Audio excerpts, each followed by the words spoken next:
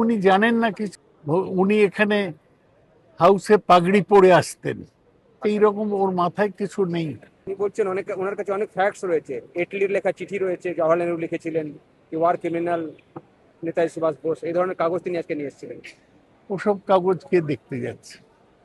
নেতাজি ভারতের মানুষের কাছে, নেতাজির অন্তর্ধানের পর 80 বছর কেটে গেছে, কিন্তু এখনো নেতাজি ততটাই শ্রদ্ধেয় এবং সম্মানিত রয়েছেন। এর মূল্য বিজেপি বলতে পারবে না, তার কারণ বিজেপির কেউ তো স্বাধীনতা সংগ্রামে জেলে যাননি। শ্যামাপ্রসাদ যাননি, সাভারকার জেলে গিয়ে আন্দামানের দ্বীপান্তর থেকে ক্ষমা চেয়ে বাইরে এসেছিলেন।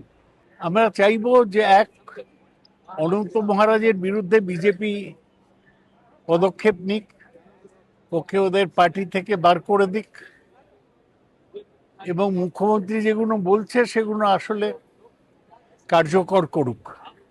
এর চেয়ে খারাপ কিছু হয় না।